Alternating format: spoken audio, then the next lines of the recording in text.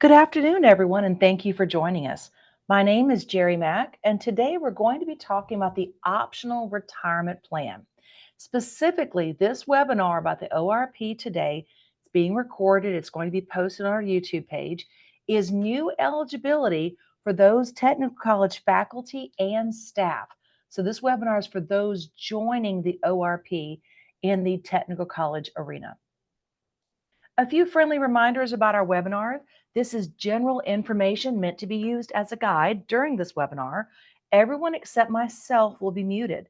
If you have a question, just go to the Q&A box to ask your question, and we will either answer your question by typing it back in during the webinar, or we will go ahead and announce questions toward the end of the webinar. So just go ahead and drop those questions in the Q&A. We are going to cover a lot of different things today. We're going to talk about what exactly is ORP. Some of you may know, some of you may need some more information. Overview of recent changes to the ORP optional retirement plan. Frequently asked questions that we've been receiving during this time, some things that we know are on your mind, and how to contact TRSL. So let's go ahead and dive in, friends. What is ORP? It's a defined contribution plan in which the account holders, you direct your own investments through private carriers. So you place funds in the ORP system, it's invested into a portfolio, and you receive any interest earned once you receive your future retirement benefits. It's been created quite some time now, back in 1989, and has been available since July 1, 1990. It's available to unclassified employees of public post secondary institutions and their governing boards. Now, the ORP is a portable fund in which it's designed to accommodate the post secondary education community with retirement benefits that are fully portable to other U.S. colleges and universities. So, yes, beyond the state lines of Louisiana. So, let's talk about what's new.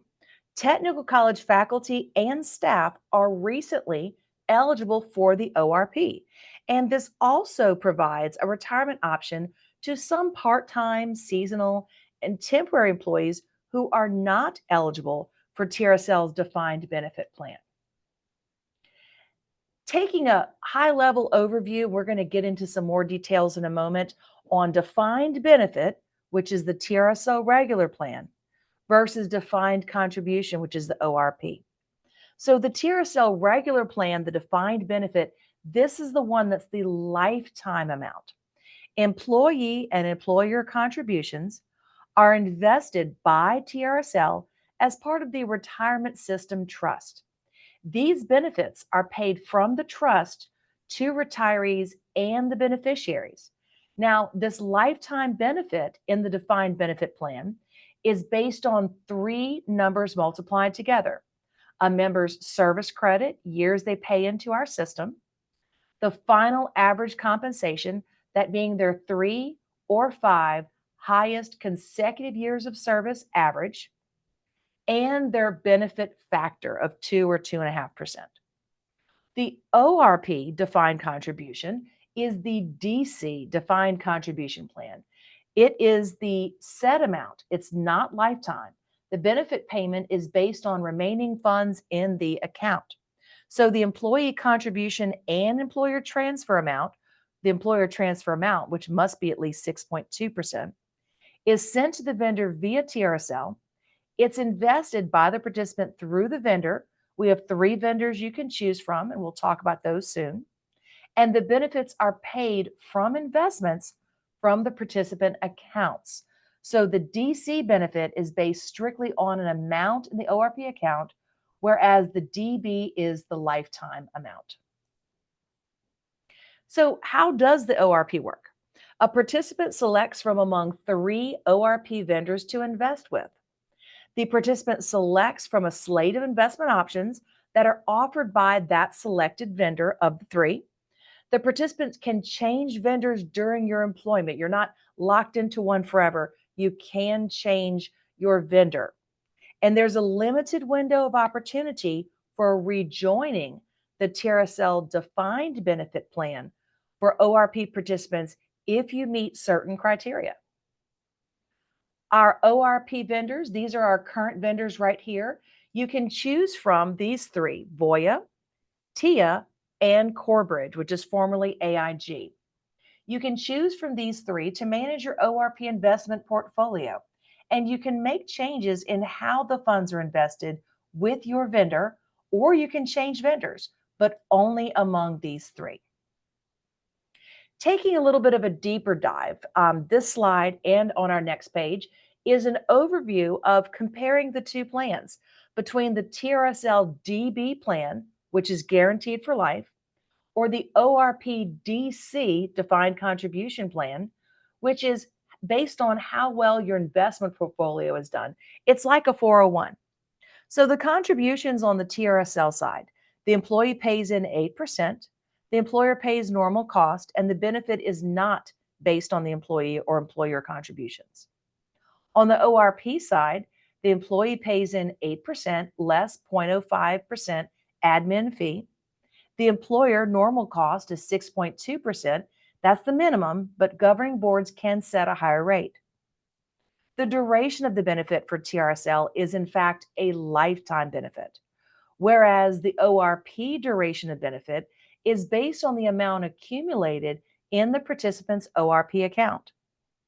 The benefit payment under TRSL is lifetime after at least 5 years of TRSL service credit at age 62.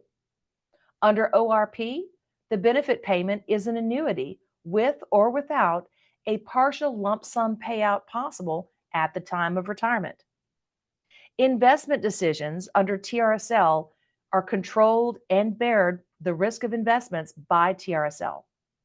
And under ORP, the participant controls and bears the risk of their own investments. Continuing our comparison between these two plans, neither plan pays into Social Security.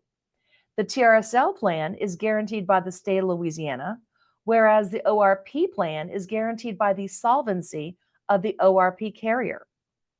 Regarding disability benefits, for TRSL, that eligibility begins with 10 years of TRSL service credit.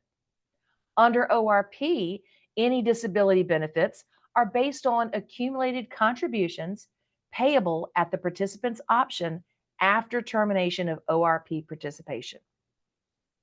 For survivor benefits, as in what happens to your account while you're still actively working, what happens to your family, eligibility under TRSL may begin within 5 years with at least 5 years of TRSL service credit, also known as vested in the TRSL system. Under ORP, upon death, the balance of the ORP account is paid in a lump sum or as an annuity. Portability is also different. Under TRSL, it is transferable to other Louisiana public schools, colleges, and many public agencies. Keywords there being Louisiana and public. Portability under ORP is to most U.S. colleges and universities, so extending beyond the state of Louisiana. Let's go over a few frequently asked questions that people in these situations have asked themselves and posed to us, and we want to take a little dive in here, and maybe some of these things are on your mind.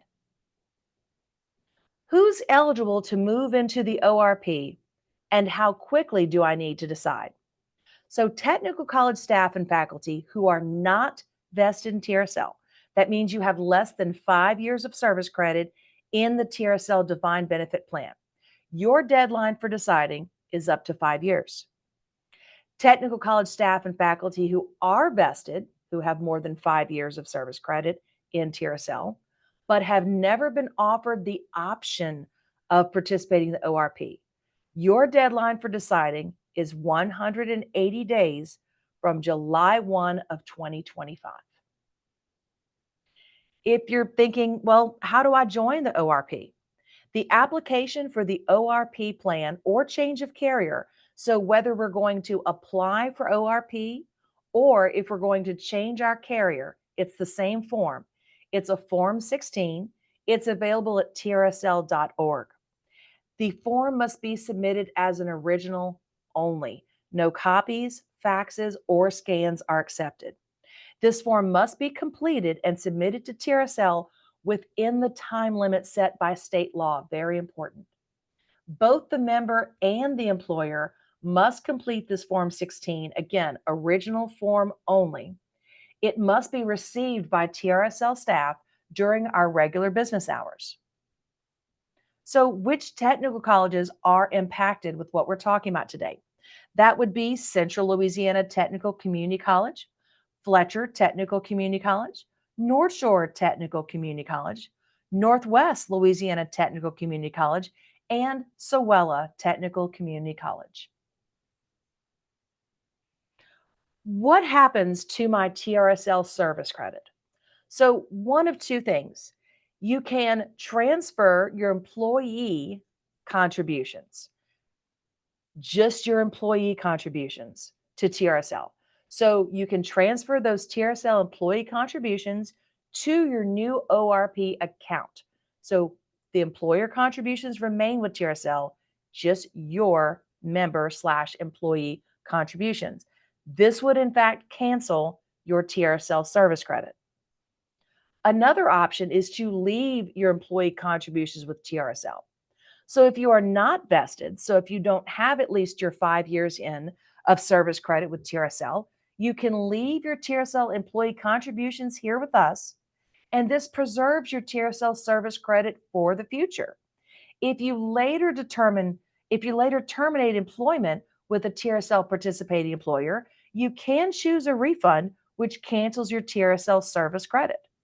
But if you are vested, you have 5 or more years in the TRSL system, you can leave your TRSL employee contributions with TRSL and in the future collect a lifetime TRSL retirement benefit upon reaching applicable retirement age of 60 or 62, depending on your system. You can transfer those employee contributions to the ORP or leave employee contributions with TRSL, just to kind of give you an overview of the answer to that one. So, how much will be contributed to your ORP account? Your ORP account will receive contributions each month from you and your employer. This amount is transferred to your ORP carrier. Those employee contributions, the ORP participants contribute 8% of your salary. TRSL retains 0.05% as an administrative fee. The employer transfer amount, employers must contribute at least 6.2% to your ORP account. These numbers combined give us a 14.5 total contribution to the ORP account. Here's a little more information on the employer contribution rate. This is something that you may see on your pay stub from your employer. So, in case you see this information, in addition to the employer transfer amount, employers pay a percentage of payroll that goes toward retirement debt of the system. It's a shared percentage of our UAL, unfunded accrued liability. It's calculated annually to pay off debt within specific time periods prescribed in state law for this system. In 2026 fiscal year, the shared UAL rate is 15.17%. So, when does my ORP participation begin? It depends on your hire date and when you make the election to join. If the election to join the ORP is made within 60 days of hire, the election is retroactive to the date of hire or July 1, 2025. If the election is made before then 60 days after hire, the election is not retroactive and is determined by the date of your signature on the application form, the Form 16 we mentioned earlier. Now, here's key knowing about the date of the month that it's received. The first of the current month when the employee signs the application on or before the 15th of the month, or the first of the following month when the application is signed on or after the 16th of the month.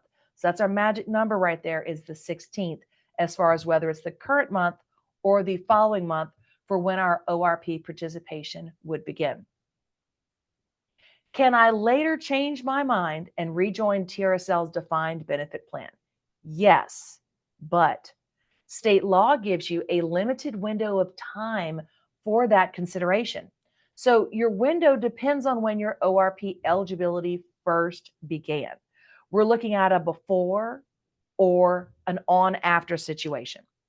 Either you're in the 7-year window, any employee, including newly eligible technical college employees who were first eligible for the ORP on or after August 1st, 2020, have 7 years to rejoin TRSL from the date of their first eligible ORP employment.